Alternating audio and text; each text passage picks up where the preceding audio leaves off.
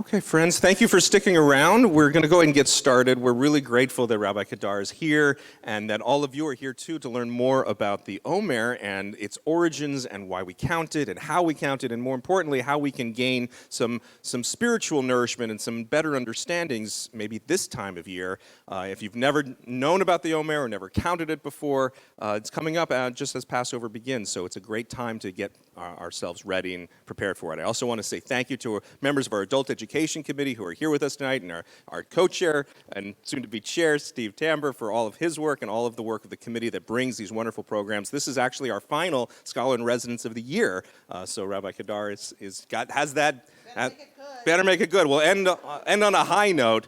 And if you have ideas or suggestions or ways to get more involved with our adult education programming next year and years to follow, please let us know, and please see Steve. Thank you again, Rabbi Kedar, for being here. Shabbat Shalom. Hi, everyone. So I figure we'll go about 30 minutes or so. Does that work for you? Around, what time is it? Is it 10 minutes to 8? 10 minutes to 8. Around 20 after 8:30.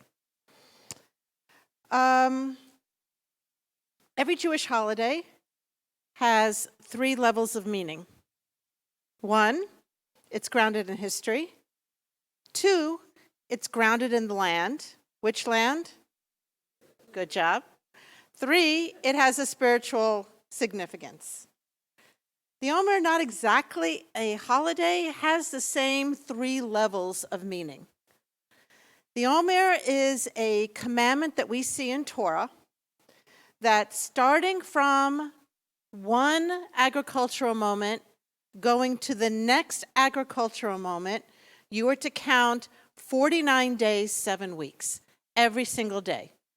Every single day you're supposed to say, today is day number 1 of the Omer. Today is day number 2 of the Omer. Today is number 3, etc., all 49 days. It has its origins in agriculture. Israel is not just a concept, though it's also a concept. It's not just a people, though it's also a people. But it's also founded in a geographical moment, and the Omer has its origins in this geographical moment. Over the years, this whole idea of counting from one harvest to another became problematic. Why? Because in the year 70, we were exiled from our land. 70, that's a long time ago. So what do we do when we're in Spain? What do we do when we're in Poland? What do we do in Germany? What do we do in Syria? All the places where Jews dispersed throughout the years. We still counted the Omer. Why? Because in that historical moment, we wanted to remember a time that we were connected to the land, assuming that we were going to go back to that land. And so we still counted the Omer, which is extraordinary.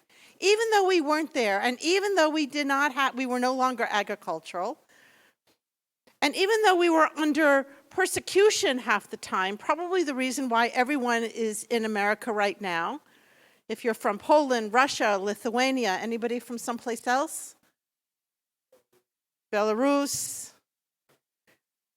Then something happened to kick you out of those places and brought you here. Even though we were in persecution, we remembered a time that we lived in the land and we wanted to go back to it, not theoretically, but physically. So we counted this historical holiday, this agricultural holiday, almost as if we could see the dirt underneath our fingernails from working the land, keeping the hope of return. But because we were in diaspora, we had to give another meaning to it. And along comes mystical Judaism, the Kabbalists, and they have this whole idea of the map of the spiritual universe, which is very complicated and very complex, and it wouldn't surprise me at all if this congregation hasn't studied a little bit of Kabbalah to understand what mysticism is. And that Kabbalah came up with a whole scheme for counting the Omer. Well, along comes me. And over the years, when I was the congregational rabbi the senior rabbi at Congregation BJBE outside of Chicago in Deerfield, which is where I still live to answer all of your questions, but originally from Washington and lived 10 years in Israel. That's all the biography for the moment. I would send out emails of a daily message during the Omer. And people were like, oh my God, this is amazing. And every day I would send out a message, something I wrote, something that I read, didn't matter, something that was little, something that you could read on your phone or on your computer, something you didn't have to think too much about, some kind of moment, as I said from the bima, to ground you and to say, as a congregation, as a community, this is the Omer. Sometimes people read it in the morning. Sometimes they waited till they got home at night. Sometimes they read it during their lunch break in the office. They would forward it to their friends. And after years of doing this, I said, I got a book. So I wrote a book. And in this book, I asked myself the question, because any good journey begins with a question. Listen to the word question. Has within it which English word? Quest. Unlike what your teachers or your parents told you, some questions are better than others, because good questions send you on a journey, a quest for the rest of your life, like, what am I doing here? How do I find meaning in my life? God, really? That's a question. Good questions send us on a quest. And so I started to ask myself a question. What are the things, what are the principles, the guiding principles that will get me from a moment of constriction where I just feel bound up or bored or angry or guilty or dumbed down or disinterested? Did I catch your issue yet? What moment, what can I do? What are the principles? What are the steps that are going to get me from that moment of constriction to a moment of expanse, where my heart is open and I feel free and not constricted by all the things that have enslaved me, using the themes of Passover, until now? And so I made up 7 principles, because how many weeks are there to the Omer? Bingo, pay your dues, you're listening. That's good. And these 7 principles, somebody once said to me a long time ago, I was in a different congregation. You're going to love this, Rabbi. It wasn't a particularly hospitable place for me. Don't go looking in my bio and trying to figure out which congregation it was. It wasn't the one that I just came from, the one that I'm now emerita at. And I was in a room like this, and there was a guy all the way in the back room, kind of where your rabbi's sitting, and he was like you are, like this. I gotcha. And I'm giving my thing, and I'm doing a thing, and I'm talking, and I'm like, oh, and I'm walking around, and Earl, I remember his name, Earl, I was young rabbi, all the way in the back said, Rabbi, did you just make that up? And I said, Earl, you pay me to make things up. Meaning, it is our work as rabbis to read, to think, and frankly, it's your work to read, to think, to consider, to try to imagine, to have constructs in your mind, to make up something that is going to make sense out of a world that seems senseless. So if you look on the packets, and I'm going to not go through all 7 tonight. We're going to start with 1 or 2 of them tonight, and then we'll finish them tomorrow. The first spiritual principle is, can't hear ya. Decide. Decide.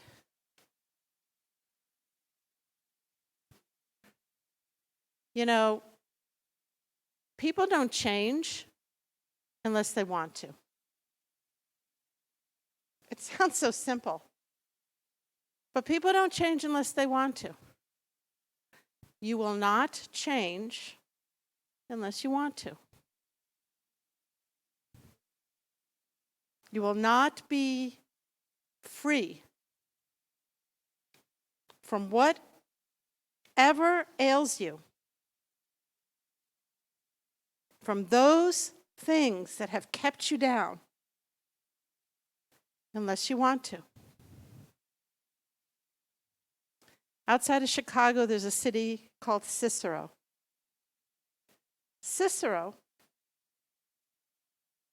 listen to the statistic, anticipates how many jail cells there will be based on, are you ready for this? How many third graders are at risk. The town of Cicero anticipates how many jail cells they have to build based on the amount of third graders who are at risk. Something happened to you, usually on the third grade playground. It might have been the second grade, and it might have been fourth grade, and it might have been fifth grade, but something happened to you that dinged your soul. Something happened. And I'm not talking about the skin knee. That also happened. Some insult, somebody laughing at you, somebody bullying you, some kind of teacher, some kind of parent, some kind of friend. Something happened on that third grade playground that dented your soul. And you don't ever get over it. You don't. Whatever that thing is becomes your thing your entire life. It's your thing. But if you decide not to let that thing define you, if you decide whatever that thing was that holds you back, that makes you shy, that makes you nervous, that makes you angry, that defeats you, the second you come up with that decision that I'm not going to live this like this anymore, it served me once, it serves me no longer. I am going to change. The second you make that decision, then things begin to shift. On the page that says decide. Oops, glasses fell. The prayer, the poem that is there. Why don't you read it along with me? We'll read it together. Ready? Today I decide to turn my eyes towards wonder so that I may see the expanse before me. Today I decide to see the possibility of my life so that I may open my mind to greatness. Today I will do one kindness so that my heart may become more loving. Today I will pause to consider so that my life may become more deliberate. Help me, dear God, to step firmly upon a path of consequence so that I may make my life a prayer of goodness and mercy, splendor and light. I ask for a life of meaning, a sense of purpose. Today, I decide. Today, I decide. And because the Omer is a daily practice, the power of the day that you are living in right this moment is explosive. Right now, you can make a decision to do it a different way. Even if you're not sure what I'm talking about. Even if you're sitting here thinking,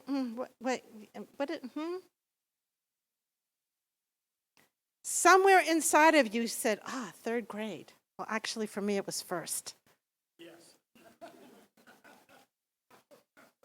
You remember. And today I decide. Today I decide to turn my eyes towards wonder. That is a decision that you can make every day so that I can see the expanse that is before me. Today I decide to see possibility in my life. Today you can make that decision so that I may open my mind to greatness. Today I will do one kindness so that my life may become more deliberate, more loving. Today I pause to consider so that my life may become more deliberate. Help me, God, to step firmly on a path of consequence. It matters. It matters what you say. It matters what you do. It matters that you are alive.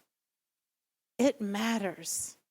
And it matters what you're thinking. Because those negative tapes that go through your head based on that third grade playground, that are just a running commentary about whether you're good enough or worthy enough or capable enough or loving enough or enough of anything. Those tapes that half the time you don't hear them anymore. They're so used to having them as white noise. Today, you can decide to be a different way.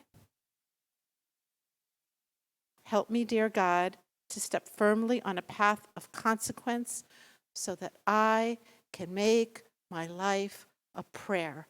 I don't know what that means. I wrote it, but I got to tell you something. If I want to do anything with my life, whatever that means, I want to make my life a prayer. Not the prayer that I say from the book, those are good too. But I want my very life, the essence of my life, to be a life which is a prayer, whatever that means. And that's a good question. That's a question that will lead you a journey for the rest of your life. What does it mean when you make your life a prayer? What do you have to think about? What do you have to do to make your life a prayer? A prayer of goodness. Not, did you have a good day? Yeah, it was a good day. Not that kind of good. But rather, in the beginning, there was heaven and earth, and God said, let there be. And there was, and God said the light was. That kind of good. That kind of good. I ask for a life of meaning and a sense of purpose. Today, decide. Spiritual principle number 1.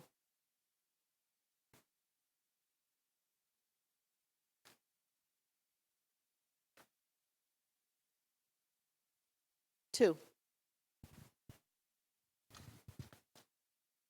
which is what? Discern.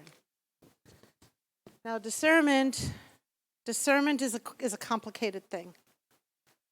Discernment is something that we're not really taught.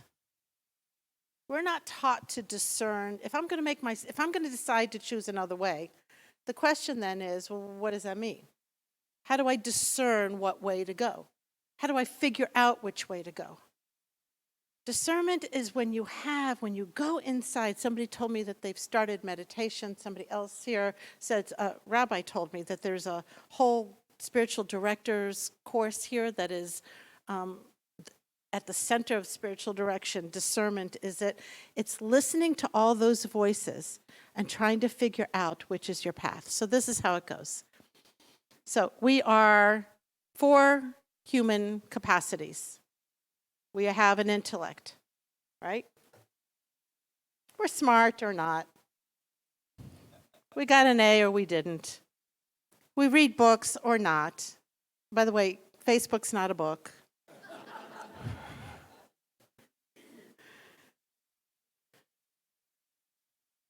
We have conversations that are intellectual. We've been taught our whole life how to be intellectually available in this life. Capacity number 1. Capacity number 2 is we're emotional. We all got our stuff. We all have our baggage. We feel guilty. We feel angry. We feel resentment. We feel scared. And in order to develop that, and I put it back here because it's kind of a pain in the neck. In order to develop that, we go to a therapist or not. And our friends say, oh, well, he's just working out his stuff. And you know how she always is. And we either decide to tend to our psychology or not. We have a body. And we either take our vitamins or we don't.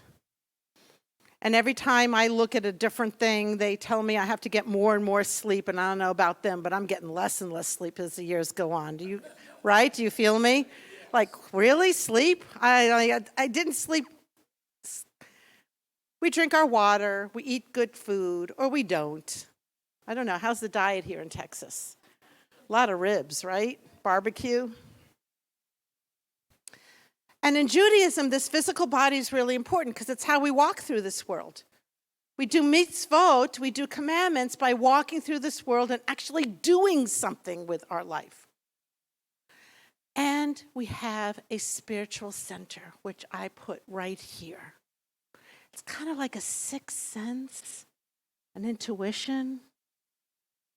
You ask anybody who is the CEO of a Fortune 500 club, and you say, so what made you make that decision?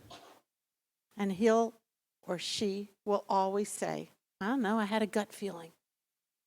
Everyone told me no, and I just had a gut feeling.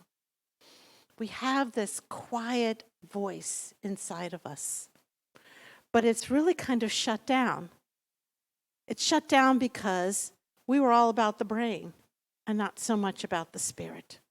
So dinner time conversation. Did you all have dinner time back in the olden days? Youngins don't have dinner time anymore. Remember dinner time?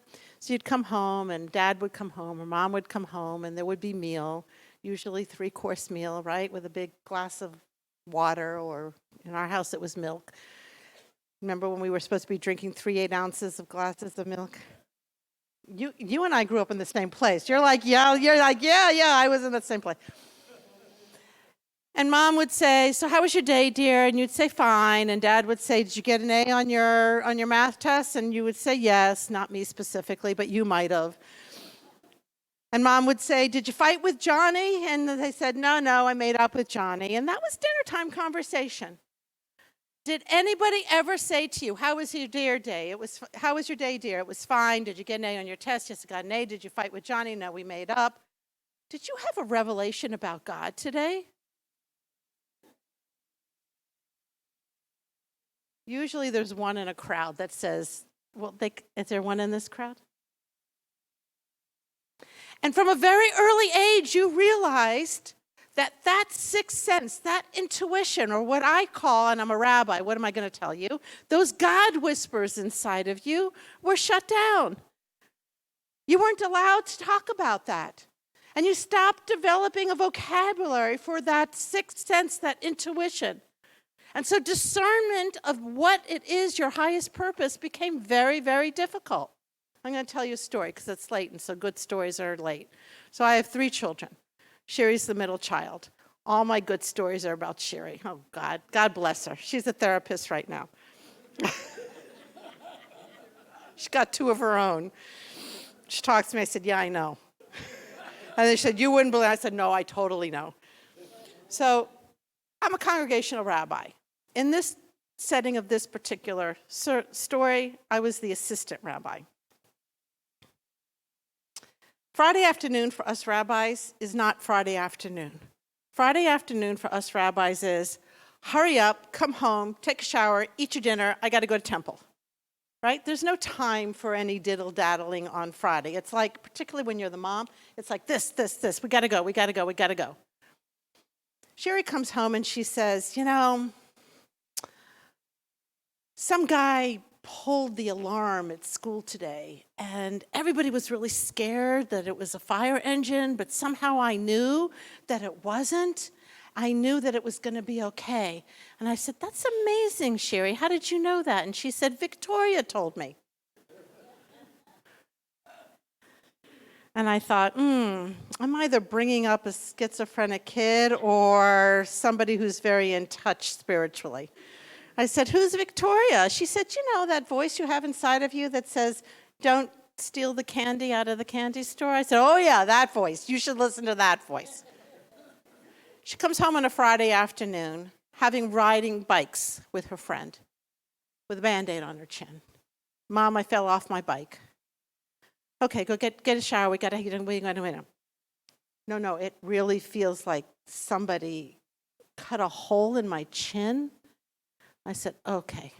I take off the Band-Aid, and I look, and there's a gaping hole in her chin. And I look at my husband, my Israeli husband, who was a medic in the army. Didn't really take a medic in the Israeli army to say this. And I said, Ezra, gaping hole, right? And he says, oh yeah, that's a gaping hole. Okay, Sherry, Daddy will take you to the emergency room. I got to get ready for temple. And Sherry said, I want my mommy. We can do this. You get dressed. I'll get dressed. We'll go run over to the emergency room. I've got enough time to get you in, all stitched up, and then we'll go to temple together, okay? So hurry up, let's go. But where am I from? What's playing that Friday night on the team way back when? The Chicago Bulls.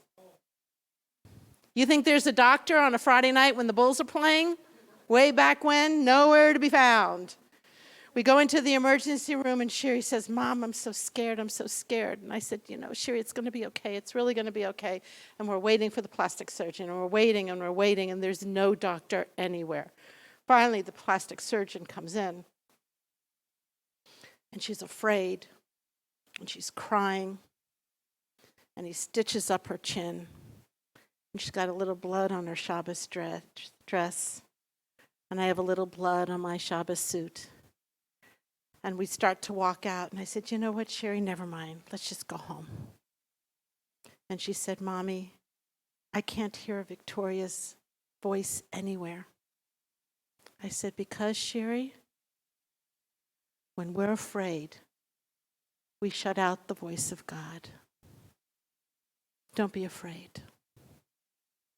And as we start to get in the car to go home, she looked at me and she said, Mommy, Victoria's back. Discernment is a spiritual principle.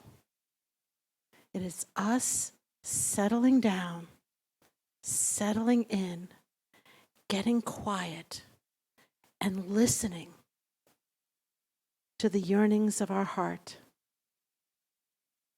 Listening to what we know is absolutely true. Not listening to our psychology, which tells us, what are you, nuts? You could never do this. Or to our brain that says, this is impractical. But rather marrying our brain, the practicality of life, with the intuition, saying, you can do this. If you decide. Spiritual principle number 1 is decision. Spiritual principle number 2 is discernment. And here's the story about discernment and decision. You don't just decide and discern. You do it all the days of your life. And during this period of the Omer is the time where we can start to practice it. Today is day number 1. Today is day number 2. Today I have been invited to the glory of living. Let my eyes turn towards wonder, and may I see the possibility. May I heal what has dented my soul. Today I decide to be different, and I am in the process constantly discerning what I'm supposed to do with that. And spiritual principle number 3 is choice. Every single day we are alive, we stand in the spiritual principle of choice. We choose 1,000 times during the day what to do, how to react, where to go, when to keep quiet, when to speak up. Friends, our life is defined by 3 small steps. 3 small steps define our lives. The day we step forward, the time we hold our ground, and the time we step back. That's the whole thing. The time you stepped forward, the time you held your ground, and the time you stepped back. And every second you have a choice to step forward into your life, to hold your ground and not yield, or to retreat, and sometimes you just need to live a little longer. Do you know the difference between a person who is defeated by that third grade playground and a person who isn't? It's not what happened to them. You know this to be true. You're listening to your friend, and your friend is going on and on and on and on, and you're thinking, honey, you think that's trouble? That's not trouble. And then you got that other friend. Oh my God, what that person has been through. You can't even believe it. How did she ever survive that?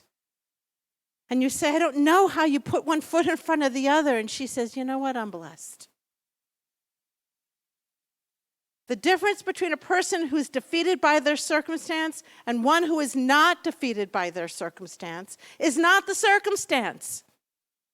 It's that that person wakes up in the darkest part of their night and shakes their fist at the heavens and say, you're not going to get me.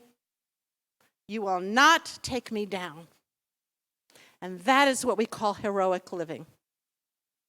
We decide not to be victims of our circumstance, but to be heroes. A good friend of mine, he was a president of my synagogue, a man that changed my life, and I must have been complaining and complaining and complaining. Not that there's anything to complain about synagogue life.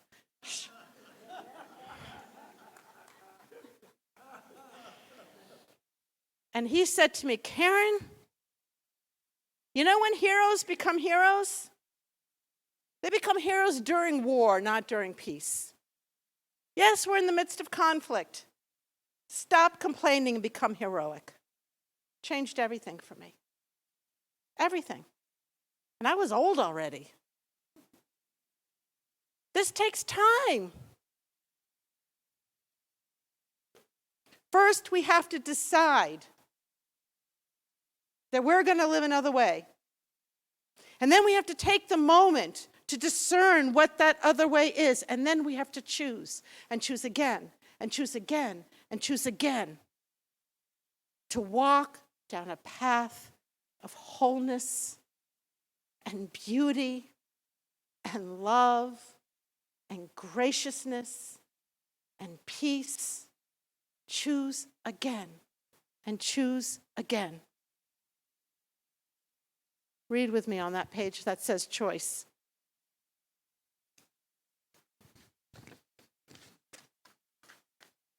The prayer part. Together. Dearest God, creator of light, you set before me blessing, life, goodness. Guide me, comfort me. Through my longing, gently urge me to find my life's purpose. Like the grasses of the field, bend to the wind. I bow, humble. I choose life. I choose life. And here's your measure. You say to yourself, is this life affirming or life draining? Is this person life affirming or life draining? Does this person love me, care about me? He doesn't really like me. And you always go towards affirmation. Because as we said at the beginning of this, in the beginning, God created the heaven and the earth, and there was chaos, and there was dark, and there was the Spirit of God. And God said, let there be light. And Rashi said, where did this light come from? Because the stars and the moon were created a couple days later. And Rashi answers, this light is the light that is implanted in every righteous person that is yet to come into the world. Which means you are light. And anything less than that is unacceptable. Because today, right now, you've made a decision to embark on discernment and to choose a different way.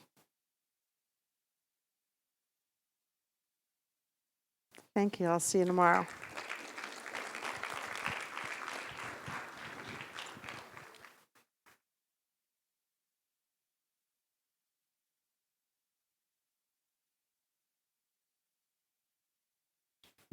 I know we are all wondering about what happens next, and that's what tomorrow morning will be for. So please return, join us either online or in the Finger Boardroom at 9:45 tomorrow morning, where we'll continue all these different pathways and we continue the counting of the Omer and talking about it.